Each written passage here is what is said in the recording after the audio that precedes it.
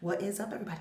J Nell here with two quick recaps from this weekend. There was two events. I made two picks and I went 1-1, and I'm like, because I thought I was going to lose them both. First up, Bellator 172.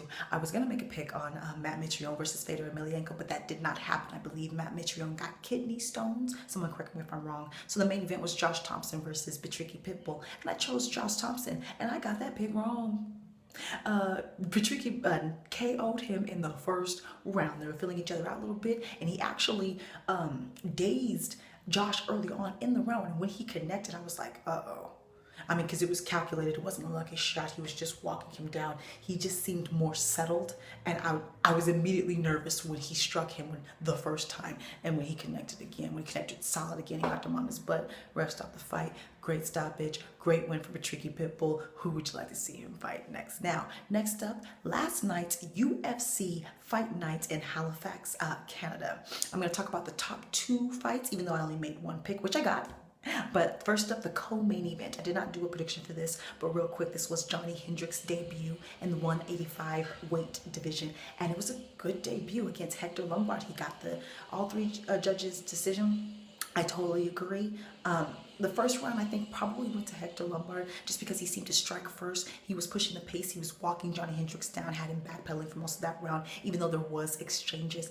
I believe he even connected some hard shots a few times, so I gave that round to Hector. But the next two went to Johnny. He seemed to find his range. He seemed to find what offense worked, and that was some nice knees coming at the end of combinations. And when he connected, he was connecting all face to the knees, okay? Or with the knees.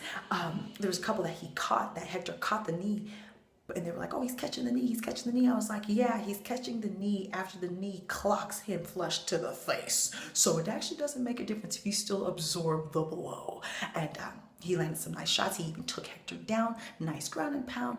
Great win. He looked strong. He looked light on his feet. He was bouncing around. He had more diversity in his stand-up offense. His body looked healthy. He didn't look tired. He had good cardio throughout the entire fight. He even looked more cut. The color of his skin even looked more vibrant. Okay, so he just looked better all the way around.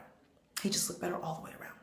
So this is going to be an uphill battle. He is extremely short for this weight division. He has extremely short reach for this division. I think he has the shortest in the division. So this is going to be an uphill battle. But who would you like to see Johnny Hendricks fight next? Now, on to the main event. And I made a pick here. I chose Derrick the Black Beast Anderson to beat Travis Browne Hoffa. And he did. Although I was really nervous because Hoffa hurt Derrick early on with a kick to the body. It looked like Derrick either hurt his hand or got injured because he immediately grabbed his stomach. It stopped his mobility. It stopped his offense. And then Travis kept going back to the well, And I was like, oh no.